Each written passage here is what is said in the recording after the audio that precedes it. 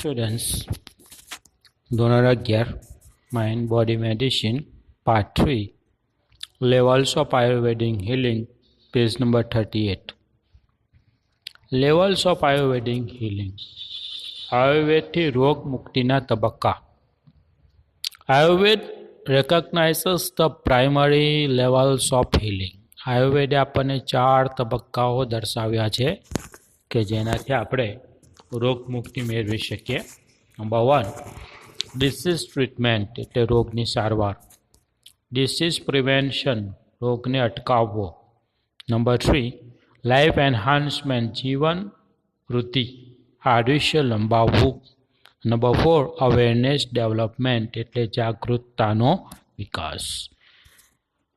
Most of us medical treatment begin when we fall ill. This is treatment number 1 ને આપણે વાત કરીએ તો મોટા ભાગે આપણે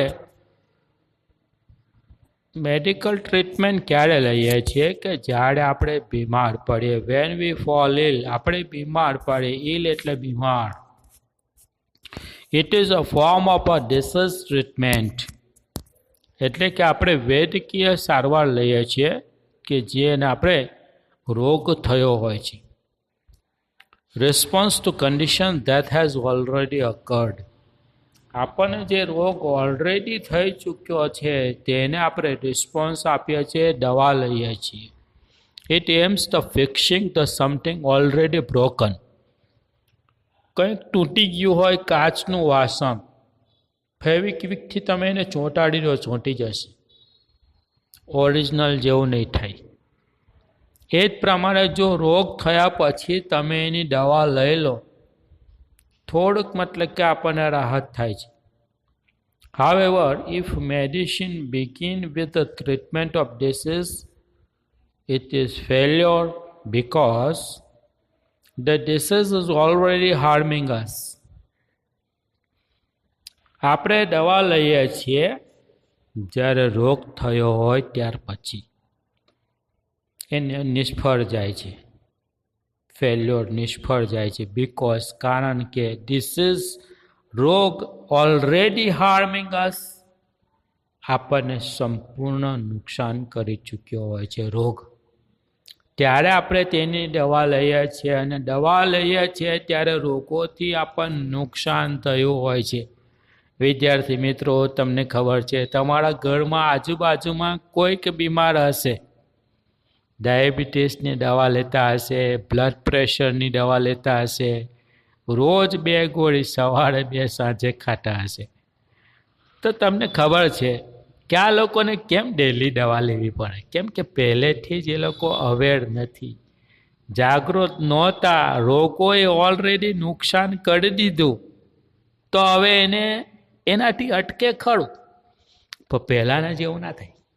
તમે તંદુરસ્ત છો, અત્યારે તમારે કોઈ ટ્રીટમેન્ટ દવાની જરૂર નથી. વિદ્યાર્થી મિત્રો, તો અત્યારે તમારે એલર્ટ થવાની જરૂર છે. આયુર્વેદ આપણને એવું કહે છે કે જ્યારે રોગ ન હોય ત્યારે આપણે અવેરનેસ કેળવવાનું છે.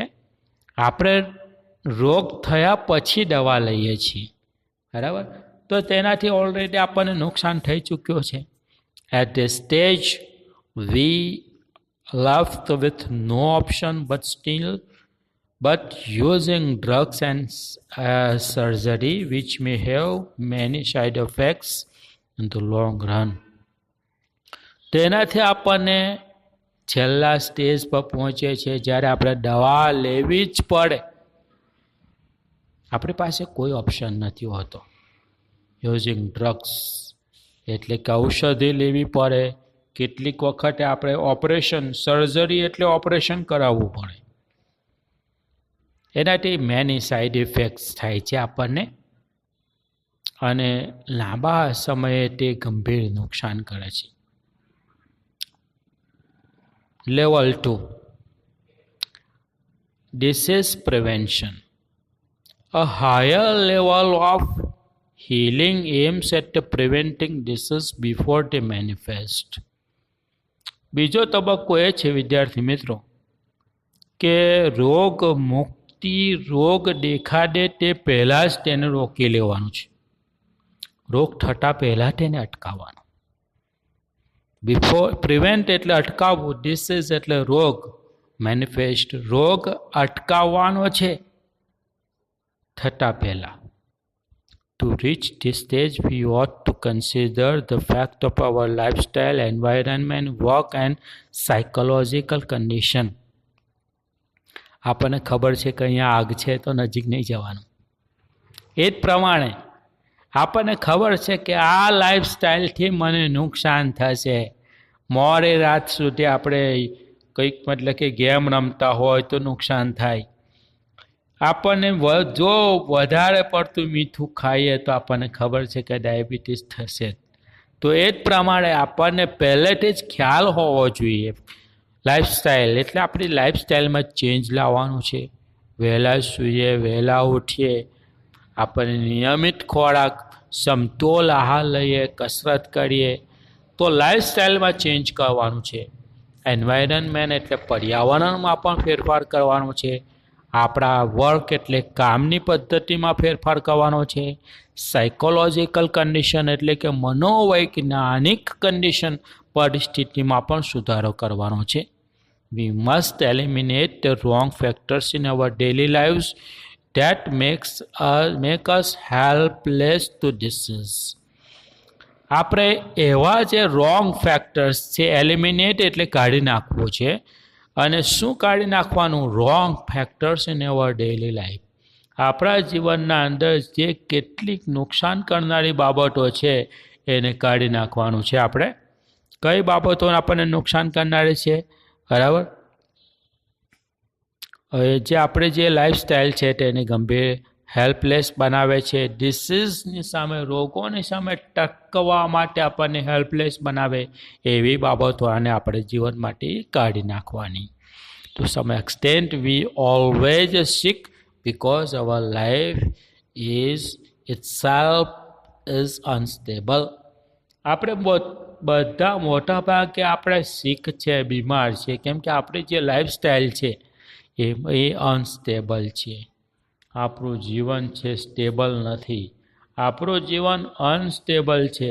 આપણું જીવન છે એ ક્યાંક ને ક્યાંક મતલબ કે અસ્થિર છે. આપણે જીવનના અંદર ક્યાંક ને ક્યાંક અટક્યા છીએ. There are always some diseases attacking us, particularly in the change of season or the aging process. તો આપણને ખબર છે કે કેટલાક રોગો આપણને એટેક કરે છે, particular in the change off season. જ્યારે કોઈ સિઝન બદલાય, ચોમાસું જાય, શિયાળો આવે, શિયાળો જાય, ઉનાળો આવે, ઉનાળો જાય, ચોમાસું આવે. તો આ બધી બદલાતી ઋતુના અંદર આપણને કંઈક ને કંઈક અસર કરે છે. બરાબર. અને સિઝન બદલાતા અસર કરે. એજિંગ પ્રોસેસ, જેમ જેમ આપણી ઉંમર થાય તેમ ત્યાં આપણને અસર કરે. Health is a matter of કન્ટિન્યુઅલ adjustment like the navigating a ship upon the sea. તો કન્ટિન્યુઅલ એડજસ્ટમેન્ટ કરના પડતા હૈ સ્ટુડન્ટ્સ. તો જીવનના અંદર આપણે હેલ્થ માટે હંમેશા એડજસ્ટમેન્ટ કરવાનું છે, સમ આયોજન કરવાનું છે. નેવિગેશન ધ શિપ, તમને ખબર છે કે કેપ્ટન જે છે, શિપ એટલે વહાણ, સ્ટીમર, ટાઇટેનિક જે દરિયાના અંદર ચાલે છે. તો તમે આ શિપ જોયો હશે ને વિડીયો જોયા હશે, તો એવી જે તમે જુઓ છો હંમેશા ચઢાવ ઉતાર, ઓટ અને ભરતી, પવન અને હવા અને પાણીના ઉછાળાના અંદર સતત તે સ્ટીમરને, વહાણને, એના બોટના ચાલકને સતત મતલબ કે નેવિગેટ કરવું પડે છે, એડજસ્ટ કરવું પડે છે દરિયાના અંદર. તો health is on going concern. તો આપણું હેલ્થ પણ આ જ પ્રમાણે કન્સર્ન છે. એટલે સતત આપણે એડજસ્ટમેન્ટ કરવાનું છે જીવનના અંદર અને આપણા હેલ્થને સતત ટકાવી રાખવાનું છે. The third level of treatment is a life enhancement therapy. ત્રીજું લેવલ આપણું જે છે એ લાઈફ એન્હાન્સમેન્ટ થેરાપી છે. એટલે ત્રીજી જે આપણી કક્ષા છે જીવન વૃદ્ધિની ઉપચાર પદ્ધતિ છે. આપણું જીવનની અંદર વૃદ્ધિ થાય, which aims to improve our vitality and enable us to live longer. એને આપણને વાઇટાલિટી આપણી શક્તિઓ જે છે જીવન શક્તિઓ ટકાવી રાખે છે અને લાંબો જીવવા માટે મદદરૂપ થાય છે. It does not merely prevent our disease but shows us how to increase our positive energy. તો તેનાથી શું થાય છે વિદ્યાર્થી મિત્રો કે ફક્ત રોગ અટકતો નથી પરંતુ આપણે જે પોઝિટિવ એનર્જી છે એના અંદર પણ ઇન્ક્રીઝ એટલે વધારો થાય છે. However, Ayurveda aims at creating wealth, health and avoiding disease and helping us live longer.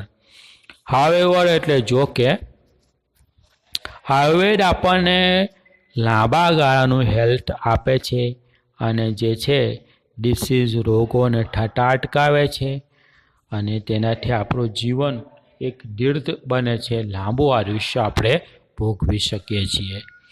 Number 4, a level of Ayurvedic healing is the awareness of development. ચોથી કક્ષા જાગૃતતાની છે. આપણે અવેરનેસ થવાનું છે, જાગૃત બનવાનું છે. The requires spiritual approach to life એટલે આધ્યાત્મિકતા તરફ આપણે અભિગમ કેળવવાનો છે. To be health is important but health is not an end in itself.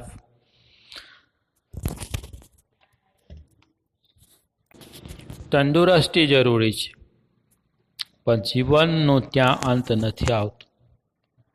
ફક્ત તંદુરસ્ત હોવું પૂરતું નથી.